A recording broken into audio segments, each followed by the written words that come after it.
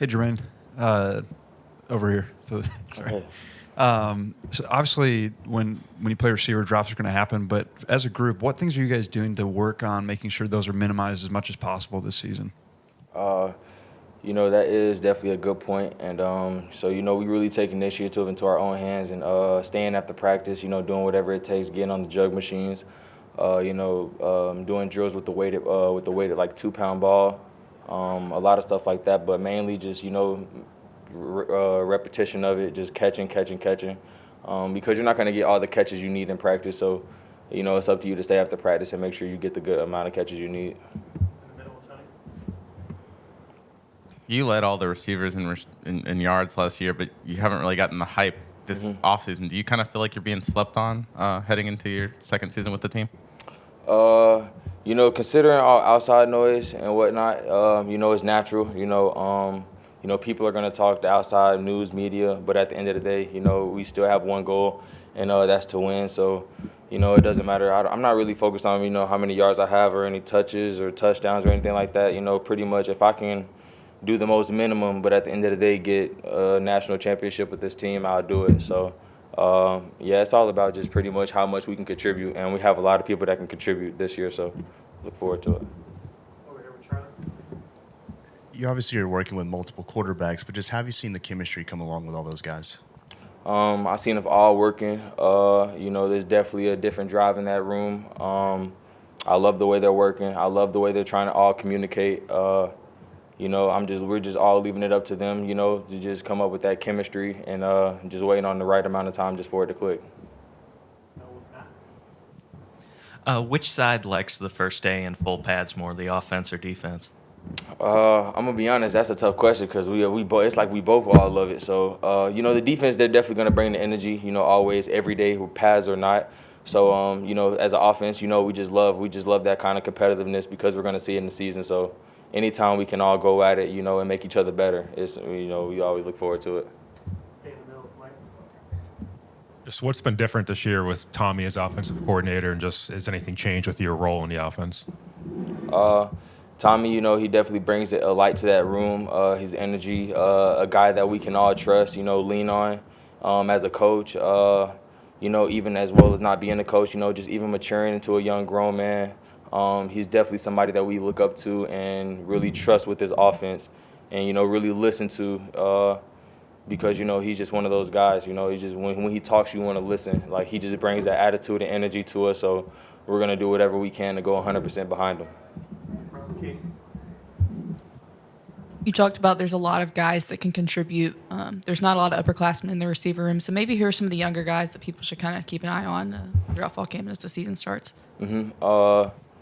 I'm this is 100% honest. Each and every last young guy we have in that receiver room has the potential to be something, that is just wasn't expected from anybody. And I really look forward to seeing how those guys work because how much we do every day, and how much they are young. So it's a lot on them, and to see them really fight through adversity when they're tired, and even ask questions. That's really my main thing is when I see young guys asking questions. Like, that's really my motive of even going even harder, because when a young guy asks questions, it just goes to show that they want to learn, that they want to be more involved, and that's what these young guys do. They want to work, and they want to know, they want to ask questions and be more involved, and just have that role.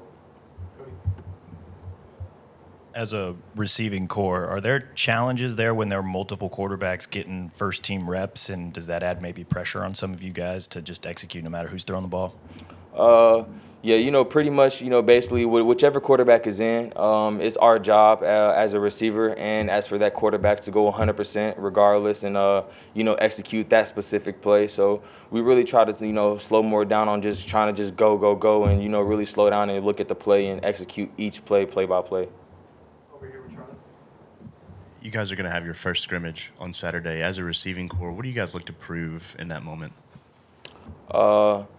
Pretty much, we're still in the midst of creating our identity. So at the end of the day, we just look forward. We're trying to keep our tempo up. Trying to just go 100%, focus on each play and executing each play because, looking plays ahead or skipping plays ahead or trying to just look forward into the, it can make you fall off track. So I feel like just us taking it slow, each play by play, and making sure that we can execute each play is the main goal. Yeah, when you're in the second year with the program, you've been here, kind of taking your first lap, so to speak, and now you get to work toward the second year. Mm-hmm. What are some of the differences you've noticed that things have been easier, things have been different for you in that second go-round?